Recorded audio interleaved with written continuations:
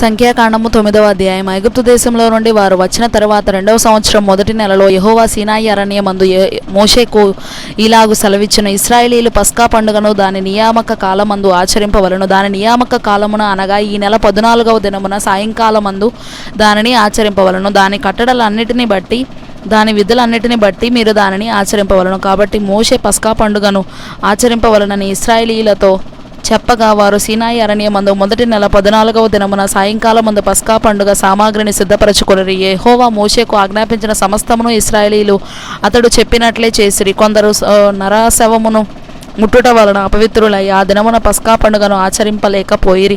వారు ఆ దినమున మోషే అహరోనుల ఎదుటికి వచ్చి, మోషేతో నరశవమును ముట్టుట వలన అపవిత్రులమైతిమి. యెహోవా అర్పణమును దాని నియామక కాలమున ఇశ్రాయేలీల మధ్యను అర్పింపకుండునట్లు ఎలా అడ్డగింపబడితేమని అడగగా, మోషే నిలువుడి, మీ విషయంలో యెహోవా ఏమి సెలవిచ్చునో నేను తెలుసుకొందునని వారితో అనెను. అప్పుడు యెహోవా మోషేకు ఇలాగు సెలవిచ్చెను, నీవు ఇశ్రాయేలీలతో ఇట్లనము, మీలో గాని మీ వంశములలో గాని ఒక్కడు శవమును ముట్టుట వలన అపవిత్రుడైనను దూర ప్రయాణము చేయుచుండినను అతడు యెహోవా పస్కా పండుగను ఆచరింపవలెను. వారు 2వ నెల 14వ దినమున సాయంకాలమున దానిని ఆచరించి పొంగని వాటితోనూ చేదు ఆకుకూరలతోనూ దానిని తినవలను. వారు మరునాటి వరకు దానిలో కొంచెమైనను మిగలనీయవలదు.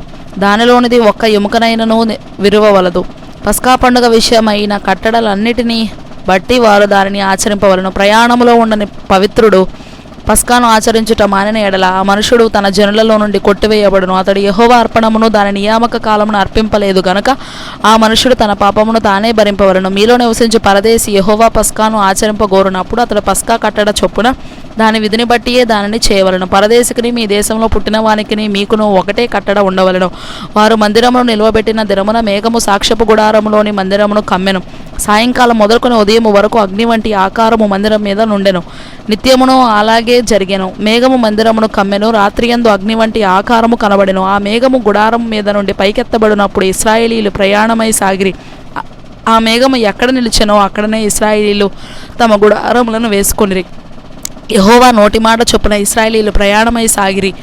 యెహోవా నోటి మాట చొప్పున వారు తమ గుడారములను వేసుకొనిరి. ఆ మేఘము మందిరం మీద నిలిచి ఉండిన దినములన్నీ వారు నిలిచిరి. ఆ మేఘము బహుదినములు మందిరం మీద నిలిచిన ఎడల ఇశ్రాయేలీయులు యెహోవా విధిని అనుసరించి ప్రయాణము చేయకుండారి. మేఘము కొన్ని దినములు మందిరం మీద నిలిచిన ఎడల వారును నిలిచిరి. యెహోవా నోటి మాట చొప్పుననే నిలిచిరి. యెహోవా నోటి మాట చొప్పుననే ప్రయాణము చేసిరి. అలాగే మేఘము సాయంకాలం మొదలుకొని ఉదయం వరకు నిలిచిన ఎడల ఉదయమందు ఆ మేఘము పైకెత్తబడగానే వారు ప్రయాణము చేసిరి. పగలేమి రాత్రియమి ఆ మేఘము పైకెత్తబడినప్పుడే వారు ప్రయాణము చేసిరి. ఆ మేఘము 2 దినములు గాని 1 నెల గాని ఏడాది గాని తడవు చేసి మందిరం మీద నిలిచిన ఎడల ఇశ్రాయేలీయులు ప్రయాణము చేయక తమ గుడారములలో నిలిచిరి. అది ఎత్తబడినప్పుడు వారు ప్రయాణము చేసిరి. యెహోవా మాట చొప్పున వారు తమ గుడారములను వేసుకొనిరి. యెహోవా మాట చొప్పున వారు ప్రయాణము చేసిరి. మోషే ద్వారా యెహోవా చెప్పిన మాటను బట్టి యెహోవా ఆజ్ఞను అనుసరించి నడిచిరి.